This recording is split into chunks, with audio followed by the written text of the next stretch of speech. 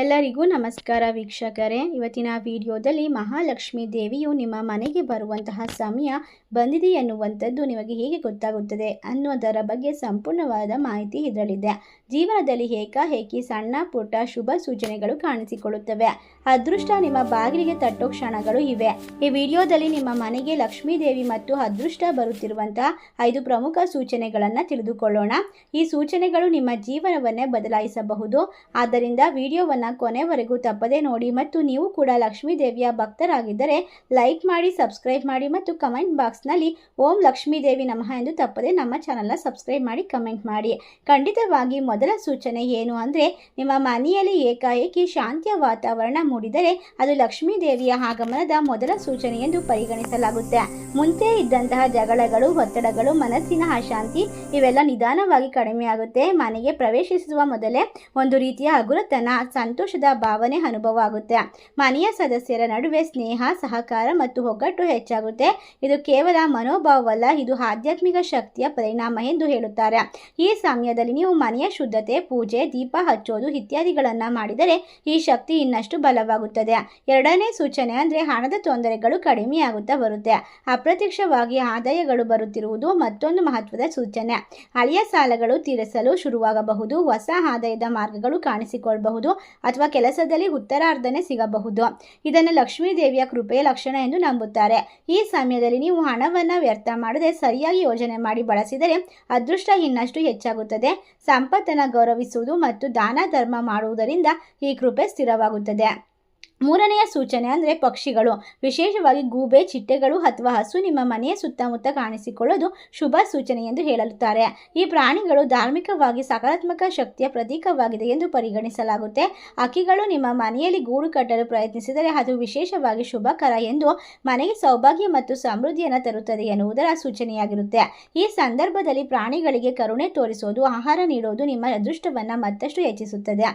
ನಾಲ್ಕನೆಯ ಸೂಚನೆ, ಮನೆಯಲ್ಲಿ ದೀಪಗಳು ಸ್ವಯಂ ಹೆಚ್ಚು ಹೊಳೆಯುವಂತೆ ಕಾಣೋದು. ನೀವು ಹಚ್ಚುವಂತಹ ದೀಪ ಅಥವಾ ಬೆಳಕು, ದೀಪದ ಬೆಳಕು ಸಾಮಾನ್ಯಕ್ಕಿಂತ ಹೆಚ್ಚು ಹೊಳೆಯುವಂತೆ ಕಾಣಿಸೋದು ಅದು ಲಕ್ಷ್ಮೀ ದೇವಿಯ ಉಪಸ್ಥಿತಿ ಎಂಬ ಸೂಚನೆ ನೀಡುವಂತಹ ಸಮಯದ ವಿಶೇಷವಾಗಿ ಹೇಳಲಾಗುತ್ತದೆ. ವಿಶೇಷವಾಗಿ ಸಂಜೆ ಸಮಯದಲ್ಲಿ ದೀಪ ಹಚ್ಚಿದಾಗ ಮನೆಯಲ್ಲಿ ಒಂದು ವಿಶೇಷವಾದ ಪ್ರಕಾಶಮಾನ ಮತ್ತು ಶಾಂತಿ ಹರಡುತ್ತದೆ. ಇದು ಕೇವಲ ಬೆಳಕು ಅಲ್ಲ, ಒಂದು ರೀತಿಯ ಆಧ್ಯಾತ್ಮಿಕ ಶಕ್ತಿ. ಈ ಸಮಯದಲ್ಲಿ ನೀವು ಗಮನಿಸಿದರೆ ದೀಪದ ಜ್ವಾಲೆ ನೇರವಾಗಿ ಮತ್ತು ಸ್ಥಿರವಾಗಿ ಬರುತ್ತದೆ. ಇದು ಮನೆಯಲ್ಲಿರುವಂತಹ ಸಕಾರಾತ್ಮಕ ಶಕ್ತಿಗಳನ್ನು ಕಡಿಮೆ ಮಾಡುತ್ತೆ ಎಂಬ ಸಂಕೇತ.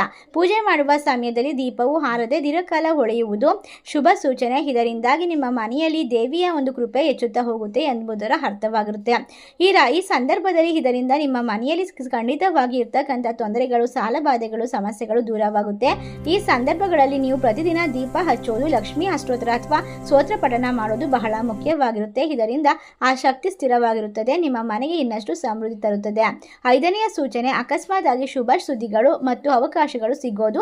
ನೀವು ಅನಿರೀಕ್ಷಿಸದ ಸಂದರ್ಭದಲ್ಲಿ ಒಳ್ಳೆಯ ಸುದ್ದಿ, ಅವಕಾಶ ಮತ್ತು ಯಶಸ್ಸು ಬರುತ್ತದೆ. ಇದು ಅದೃಷ್ಟದ ಬಾಗಿಲು ತೆರೆಯುವಂತಹ ಸೂಚನೆ. ಉದಾಹರಣೆಗೆ, ನೀವು ಯೋಚಿಸದೇ ಇರುವಂತಹ ಕೆಲಸದಲ್ಲಿ ಅವಕಾಶ ಸಿಗೋದು, ವ್ಯವಹಾರದಲ್ಲಿ ಹೊಸ ಒಪ್ಪಂದಗಳು ಬರೋದು ಅಥವಾ ಯಾರಾದರೂ ಸಹಾಯ ಮಾಡುವಂತಹ ಸಂದರ್ಭವು ಎದುರಾಗೋದು. ಎಲ್ಲಾ ರೀತಿಯ ವಿಶೇಷವಾದ ಡಿವೈನ್ ಶಕ್ತಿಗಳು ನಿಮಗೆ ಬ್ಲೆಸ್ಸಿಂಗ್ಸ್ ಮಾಡ್ತಾ ಇದೆ ಎನ್ನುವಂತಹ ಸೂಚನೆಯಾಗಿರುತ್ತೆ. ಈ ಸಮಯದಲ್ಲಿ ನಿಮ್ಮ ಜೀವನದಲ್ಲಿ ಸರಿಯಾದ ಒಂದು ದಾರಿಯಲ್ಲಿ ನೀವು ಸರಿಯಾದ ಅವಕಾಶಗಳನ್ನು ಕಾಣಿಸಿಕೊಳ್ಳೋಕೆ ಪ್ರಾರಂಭವಾಗುತ್ತೆ. ನೀವು ಮಾಡಿದಂತಹ ಪ್ರಯತ್ನಗಳಿಗೆ ಫಲ ದೊರಕಲು ಶುರುವಾಗುತ್ತದೆ. ಇದನ್ನು ಹಲವರು ಗುಡ್ ಲಕ್, ಗುಡ್ ಫೇಸ್ ಅಂತ ಕರೀತಾರೆ. ಆದರೆ ನಮ್ಮ ಸಂಪ್ರದಾಯದ ಲಕ್ಷ್ಮೀ ದೇವಿಯ ಕೃಪೆ ಎಂದು ನೋಡಲಾಗುತ್ತದೆ. ಈ ಸಂದರ್ಭದಲ್ಲಿ ನೀವು ಆತ್ಮವಿಶ್ವಾಸ, ನಿರ್ಧಾರವನ್ನು ತೆಗೆದುಕೊಳ್ಳಬೇಕು, ಅವಕಾಶವನ್ನು ಕೈಚೆಲ್ಲಬಾರದು. ಜೊತೆಗೆ ಧರ್ಮ, ಸತ್ಯ ಮತ್ತು ಪರಿಶ್ರಮವನ್ನು ಪಾಲಿಸಿದರೆ ಈ ಅದೃಷ್ಟ ಇನ್ನಷ್ಟು ಹೆಚ್ಚಾಗುತ್ತದೆ. ಒಟ್ಟಾರೆಯಾಗಿ ನಿಮ್ಮ ಮನೆ ಮತ್ತು ಮನಸ್ಸು ಎಲ್ಲ ರೀತಿಯಾದ ಸ್ಥಳಗಳಲ್ಲಿ ಕೂಡ ಬೆಳಕು, ಪ್ರಶಾಂತತೆ, ನೆಮ್ಮದಿ, ಶಾಂತಿ, ಸಂಪತ್ತು ವೃದ್ಧಿಯಾಗುವಂತಹ ಸೂಚನೆ. ಹಲವಾರು ಜನರಿಗೆ ಇದರ ಬಗ್ಗೆ ಹೆಚ್ಚು ಮಾಹಿತಿ ಗೊತ್ತಿರೋದಿಲ್ಲ. ಆದರೆ ಅದ್ರ ಜೊತೆಗೆ ಇವರು ಸಣ್ಣ ಪುಟ್ಟ ತಪ್ಪನ್ನು ಕೂಡ ಮಾಡಬಹುದು. ಆ ತಪ್ಪುಗಳನ್ನು ಖಂಡಿತವಾಗಿ ನಿಲ್ಲಿಸಬೇಕು.